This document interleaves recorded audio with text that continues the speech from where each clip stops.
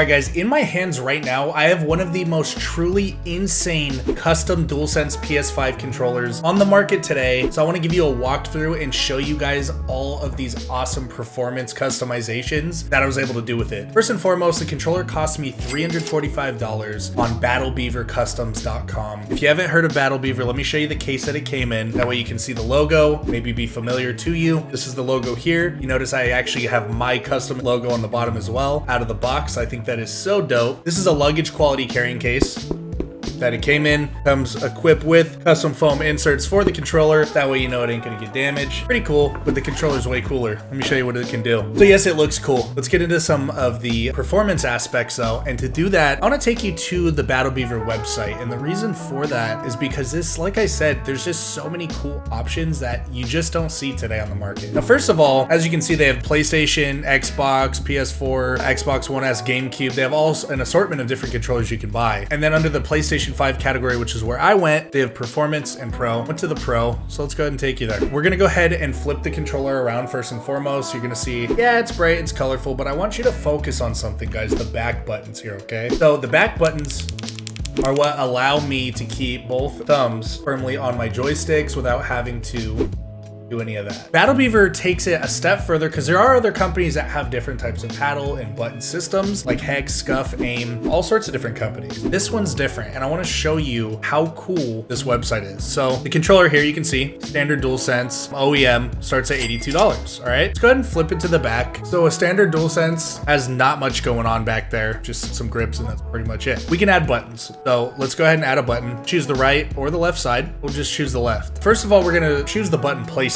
So you can do standard, you can do medium, you can do low, you can do what's called busters, and you can do lower. You have 5 different button placement options, which I think is really great. And then you're gonna assign that button, you know, it can do any one of these things here. We'll just do X because we'll say that's gonna be our jump button. So it can be static or it can be remapped. Now, static means that it's gonna be X forever for the life of the controller, and there's nothing you can do to change that, except for if you go in the in-game UI and you can switch it that way. But regardless, you get my point. We'll just leave it as static, or you can remap it. Boom, you hit remap. What that means is now all of a sudden I can change what this button right here does, and it can be X one day, circle the other, and you can do it actually in hardware. So there's actually a way to remap it on the controller itself, which is great. Then you can choose the button type, standard or soft quiet. I have the standard button here. This is gonna give you a greater feedback. It's gonna be a lot more clicky. It is gonna make a little bit of noise.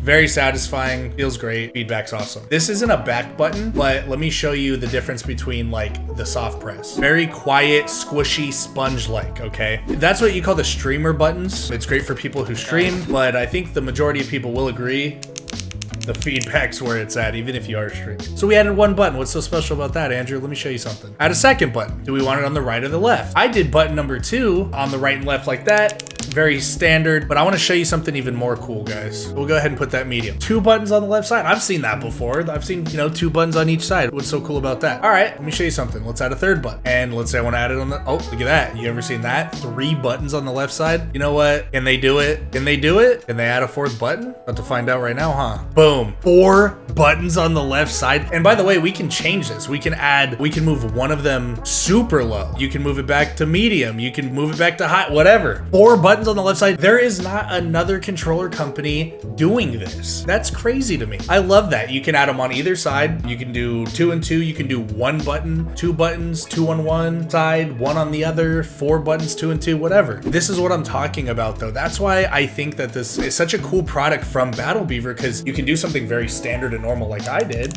or you can get as wild and crazy as you want. I mean, that is really awesome in my opinion. So let's go next, okay? Flip the controller back around. Thumbstick Tension. Ever heard of it? I don't know. Maybe, maybe not. Standard controllers, you can do left stick, right stick. It is what it is. That's just how it comes. Now, with the Battle Beaver, I can do a standard DualSense, or I can do increased thumbstick tension, meaning it's harder. Okay, the tension's high, it's harder to pull, it's not just super loose. Or you can do extreme tension. I opted for extreme tension. It's hard to give you a visual cue of what this looks like, guys, but if I had to give you some type of cue as to what is going on here, just so you can like put the physical and mental together on it, imagine stretching out one rubber band. Pretty easy to do, no problem at all, right? Imagine adding 4 more rubber bands to it, you have 5 rubber bands. A lot harder to pull because the tension's great. That's how it feels when I'm aiming on my right stick. I have no tension on the left and lots of tension on that right. And that's because I'm aiming. It's supposed to help you, especially me, like I like to shoot long distance AR type of player, snipe. It's supposed to help with all that. You don't want a super loose stick if you're gonna be shooting long range. So I think that's a really cool feature. Next up, we'll go ahead and go to the bumpers. So you can have a stock bumper or a smart bumper. Again, it's not like, hey, do you want your bumpers to be clicky or not? It's like, do you want the right one? Do you want the left one? Do you want both? Do you want neither? I like the customization there, guys. And as you can tell, like a mouse click, it's awesome. So this controller here, that's a standard button there. You can hear the difference. The travel path, to be honest, is like, it really is half, but is it really necessary? I think it's one of the most unnecessary things to do on a controller. I did it anyway, who cares? I think it's nice. I like it. I didn't do it on any other controller. I just finally did it on this one because I wanted to see what it was like. Next up, we got triggers. If you are an FPS gamer, you play Halo, COD, Warzone, Fortnite, whatever, you gotta get the smart triggers, okay? These are the mouse clicks. This is legit right here. Again, you can do one, the other, both, neither. You hear that, guys? That's like mouse click. I love it. Look at the travel path. You can't even see it because there is none, okay? Let me show you the travel path on a standard controller. Are you kidding me? Zero feedback. The travel path is so dang deep. I mean, how are you gonna get competitive FPS? Look at this. And talk about feedback. Oh my gosh, are you kidding me? Trigger finger, air triggers, I love it. Rumbles, okay. This is the first time in history I actually did this. Everybody was yelling at me, Andrew, you gotta get the rumbles removed. You have to. Look at this, remove, include. And I'm going, why do I need the rumbles removed? I don't get it. The rumbles, just for people who don't get it, the 2 huge mechanisms in each handle, and they go zzz and vibrate every single time you're firing or getting shot. Everyone's like, okay, first and foremost, you gotta turn that off in the settings. And second of all, it's going to cut the weight of the controller in half if you remove the rumbles out. I said, you know what? The controller, like, why do you need it to be lightweight? I don't get it. I can tell you right now, after gaming with rumbles my whole life, and this one being without, this is incredible. I adjusted so quickly, and now I don't even want to pick up that other controller. It literally makes that much of a difference. Highly recommend you try it if you haven't. Hard to explain until you game with it, guys, but I'm telling you, this thing literally feels like a feather. It feels like nothing. It's amazing. I love it. Scuf and some other ones do it too. So that's not Battle Beaver exclusive, but Battle Beaver offers it. So D-pad mods. So this one's actually pretty interesting here. So as you guys can see, boom, boom. So the D-pad, and I actually just learned this myself. It's a giant circle, okay? So imagine a giant circle, piece of plastic. These buttons are raised up on that piece of plastic. Every time you're hitting one of these buttons, all the buttons move, all the buttons shift, okay? And by doing this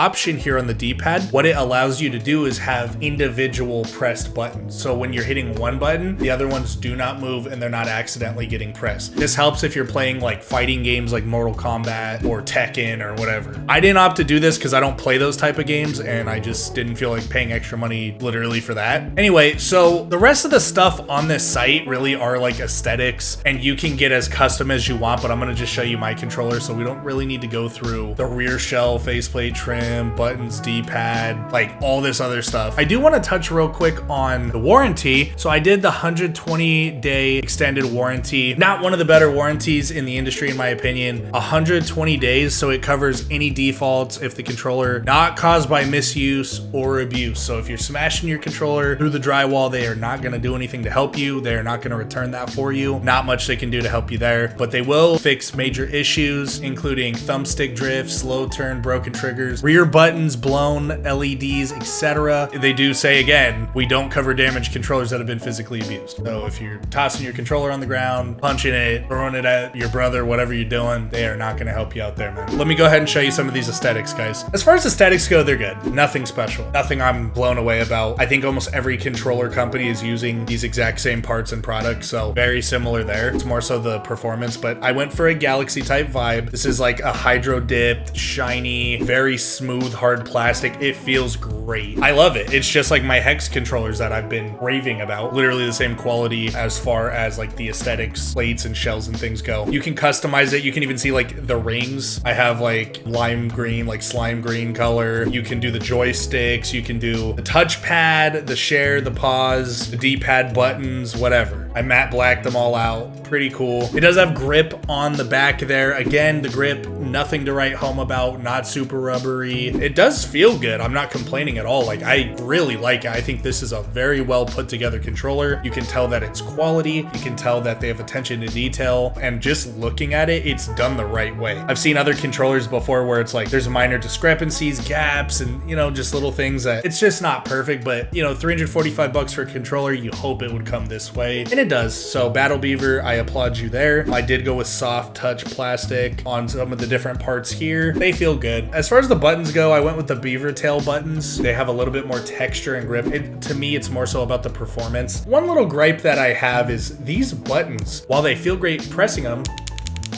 they're great mechanically, they feel a little bit loose, like intentionally loose. It's not like builder error. It feels intentional, but they just have a little bit of give. I'm scared I'm gonna break it. I mean, you have to imagine that we're not always pressing straight down on the buttons. Sometimes when you're pressing, maybe you're pulling a little bit. I'm a little concerned about the longevity of that. I don't know. I will say that the mouse click triggers, these are the best I've felt out of Scuf, AIM, Hex, and now Battle Beaver, so these feel good. I mean, as far as button feedback, yeah, you really can't beat it. The Thumbstick Tension, highly recommend you try. I know it's like, Andrew, do I really want to spend $200-300 bucks on a controller? I've never tried tension, and you really can't go back once you select it. Yes, just try it. You don't have to go with extreme tension. Just go with increased tension. Try increased, and you know, these controllers, they don't last forever. And then if you like it, then maybe you can go up to extreme. If you're an AR player, even a sub player, increased tension, it just feels like it gives you so much more control. You could probably play on a little bit of a higher sensitivity with it, and I just feel like it's going to give you that pinpoint accuracy. You're not going to have a lot of that extra leeway aiming past people and stuff like that. I think the best people that aim at the game, they try to use the aim assist, and then they use left trigger, and then they strafe a little bit and stuff like that. You really don't want to be going nuts with this joystick, and I think the tension helps big time. Pretty awesome controller, guys. I've been using it for like a week. It was a 4-month wait, $345, but I gotta say, guys, like out of all the controllers, this one so far, it's a contender. I actually have the Scuf PS5 shipped. It's on the way. I'm gonna have that review up in like a week or two, and we're gonna get to the bottom of this, guys. But this is a continuation of the series, the best custom PS5 controllers on the market. This one is by far the most customizable so far, and Scuf isn't even gonna change that because they are not as customizable as Battle Beaver. This controller is awesome, so I do highly recommend it. I think it's a great controller, very pricey,